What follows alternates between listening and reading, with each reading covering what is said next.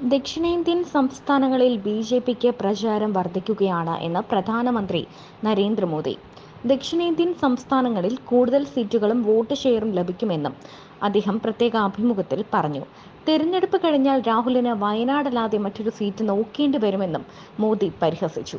BJP ഉന്നത കുലജാതരുടെ പാർട്ടിയല്ലെന്ന് മോദി ചോദ്യത്തിനുത്തരമായി പറഞ്ഞു. ഏറ്റവും കൂടുതൽ എസ്.സി, എസ്.ടി, ഒ.ബി.സി അംഗങ്ങളുള്ള പാർട്ടിയാണ് ബി.ജെ.പി.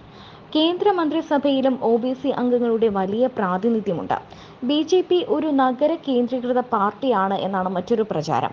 ഗ്രാമീണരെ ഏറ്റവും കൂടുതൽ ഉൾക്കൊള്ളുന്ന പാർട്ടിയാണ് ബി.ജെ.പി. പരമ്പരാഗത പാർട്ടിയാണ് എന്നാണ് മറ്റൊരു പ്രചാരണം. എന്നാൽ ഇന്ന് ഡിജിറ്റൽ മുന്നേറ്റത്തെ മുന്നിൽ നിന്ന് നയിക്കുന്ന സർക്കാരാണ് ബി.ജെ.പിയുടേത്. തെറ്റായ പ്രചാരണങ്ങളാണ് ബി.ജെ.പിക്കെതിരെ നടക്കുന്നതെന്നും മോദി പറഞ്ഞു. തെലങ്കാനയിൽ വോട്ട് ഷെയർ ഇരട്ടിയായി. 2019 പാർലമെന്റ് തെരഞ്ഞെടുപ്പ് ഫലം വന്നപ്പോൾ ദക്ഷിണേന്ത്യയിലെ ഏറ്റവും വലിയ ഒറ്റകക്ഷി ബി.ജെ.പി ആയിരുന്നു. ദക്ഷിണേന്ത്യൻ സംസ്ഥാനങ്ങളിൽ നിന്ന് ഏറ്റവും കൂടുതൽ എംപിമാരുണ്ടായത് ബി.ജെ.പിയിൽ നിന്നാണ്. 2024 2019 വോട്ട് ഷെയർ ഉയരുമെന്നാണ് പ്രതീക്ഷ.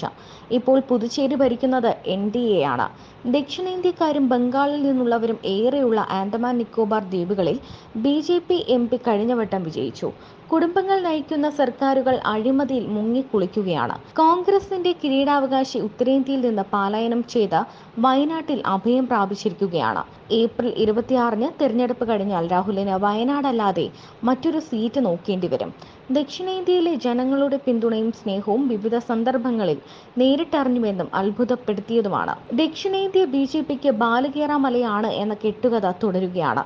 അധികം വൈകാതെ തന്നെ കൂടുതൽ സീറ്റുകളും വോട്ട് ഷെയറും ബി.ജെ.പിക്ക് ഈ മേഖലയിൽ നിന്ന് ലഭിക്കുമെന്നും നരേന്ദ്രമോദി പറയുന്നു.